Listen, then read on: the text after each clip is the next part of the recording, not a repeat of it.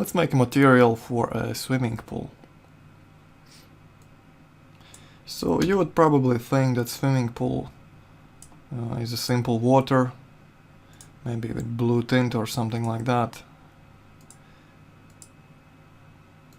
Let's try it out and see how it looks. Okay, so I'm gonna create a new V-Ray material, set it up as a simple water. So let's say very dark diffuse, pretty reflective, and Fresnel reflections on, of course. So the IOR of water is something like 1.33, so that's what I'm going to use. And water is refractive, so something light, almost see-through, like this. And change the IOR to 1.33. Right, so that's a basic water material. Looks very boring right now.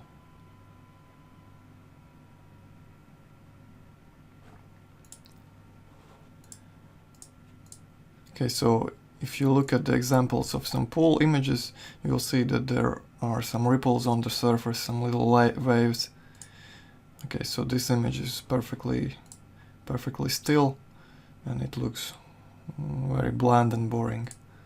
So this one looks much better. Same for these. Okay, so we want to add some bump to this material to make it more realistic, or not realistic, more interesting.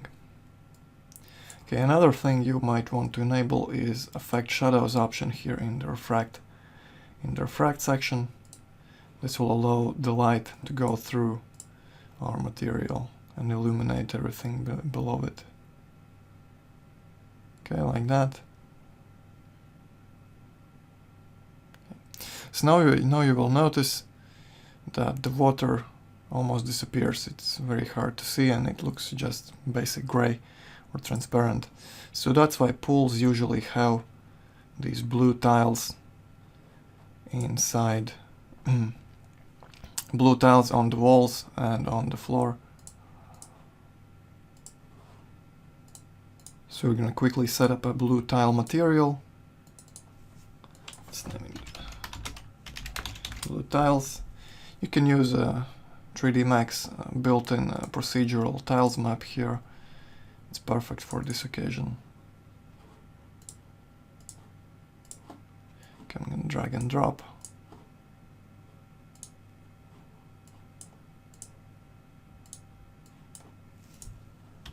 Fix the mapping.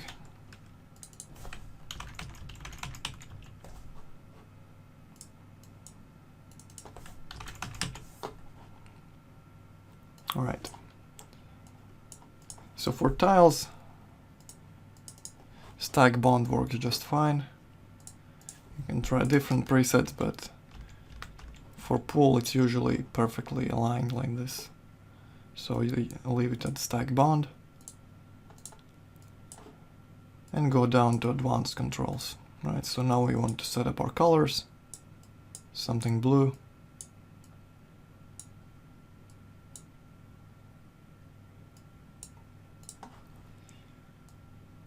And add some variation to color and fade.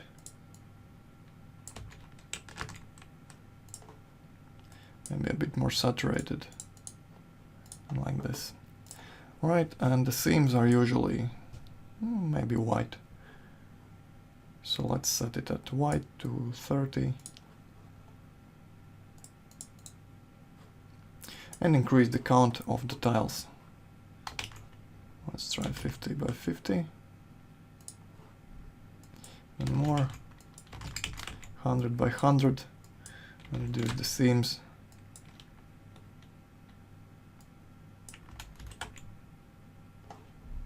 Okay.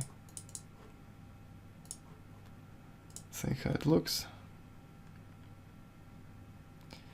It's a bit too large, and the seams are a bit too large as well. Let's try 150 by 150.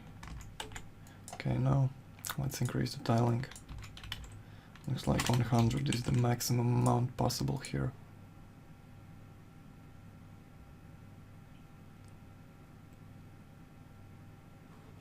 Okay, so the tile size is pretty good. Maybe let's make them darker, more saturated, and make the gap a bit smaller.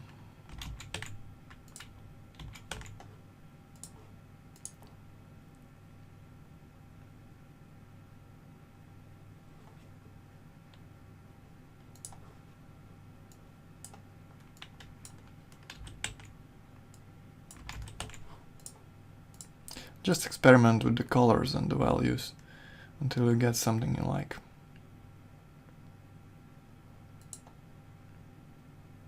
Right, I think this is okay. Now we just need to set up the bump map here.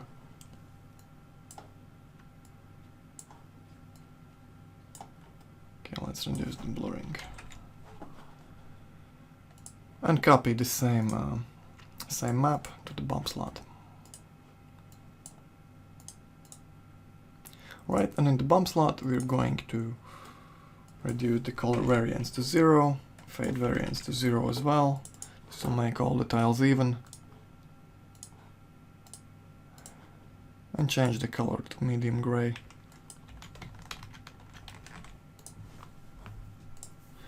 And for the seams we want to change the color to black to bring them in.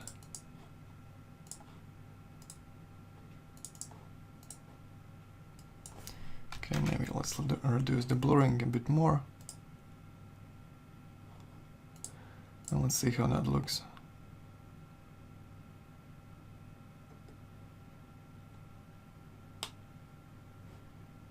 I think that's fine. And copy the map to the reflect slot. I'm gonna make it a bit darker. Increase the blur.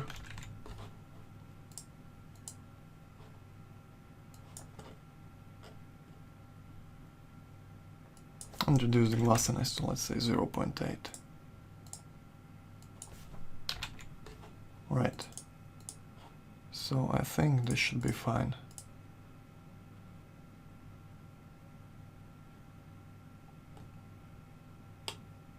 So a nice shiny tile material. Okay, now that we have a good background for our water, we can proceed and add some bump to it.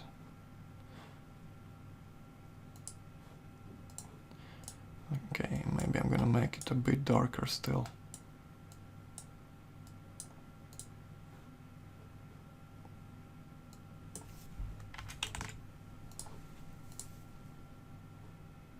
Right, that's nice.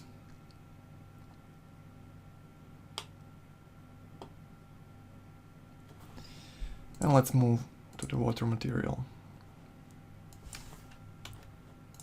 Okay, so here it is.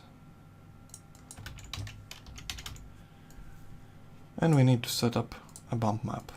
So you have many options here. You can use a custom painted texture, you can use some procedural maps from 3D Max. I like to use either the noise map or the waves map. I'm going to show you both of them. So let's start with the waves. With the default settings it looks like this. You can see that the waves are much too large. It doesn't look too realistic. So what we need to do is reduce the wavelength. Okay, first let's reduce the radius to 1000, and then let's reduce the wavelength to, let's say, 20 minimum and 50 maximum. Let's see how that looks.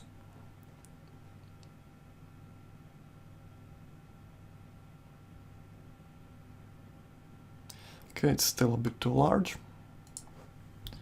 Let's reduce it even further. Let's try 20 maximum and let's say 4 minimum.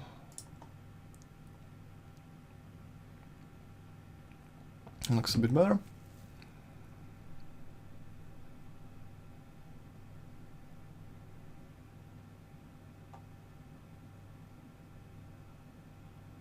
But but I think it's still a bit too large.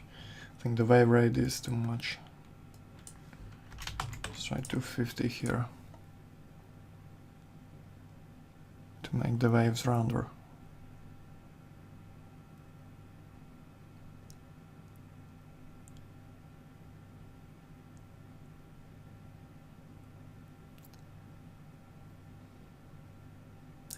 Right, so I think this is okay. Maybe the waves are a bit too strong.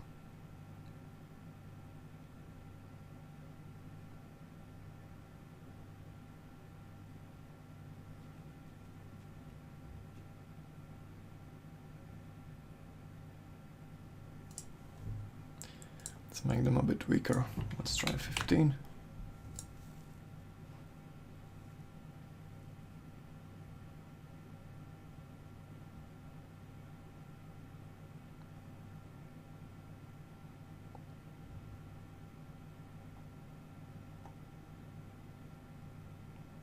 Okay.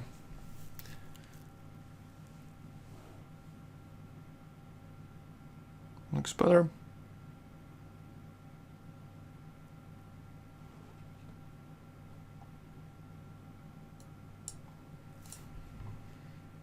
Let's try bringing the minimum up a bit to 8, bringing this one down to 12.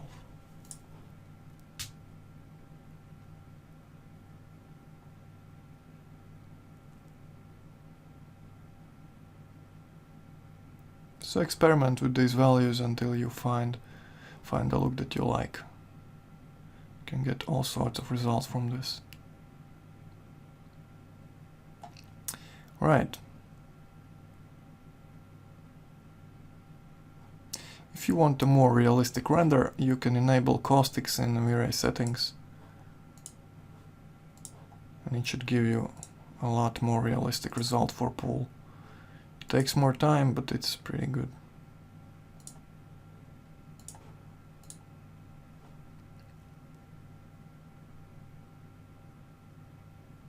Okay, so these waves look a bit unnatural in this case.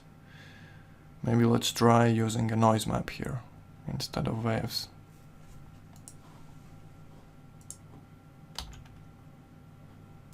Okay, so let's change the waves to noise. I'm gonna discard the old map,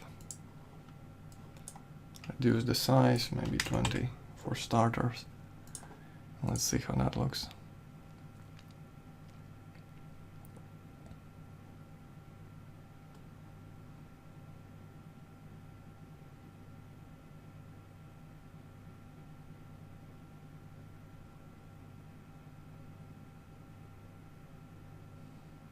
Alright, pretty nice. Maybe the bump is too strong.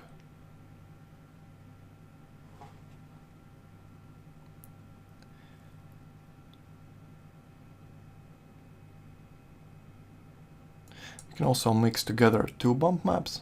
For example, I'm going to change my noise to mix, keep old map as submap, copy, paste, and reduce the second noise size to, let's say, 5. Right. Change the phase a bit and blend at 50.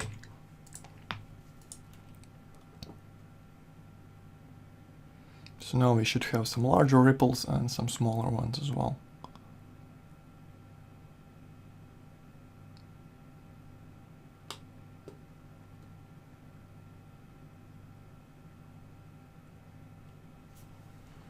Okay, maybe less of the small ones and more of the large ones. So 15 here.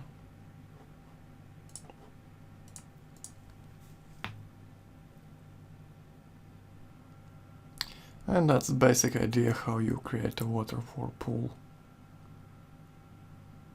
You can experiment with different noise values or with the waves, depending on what you want to achieve.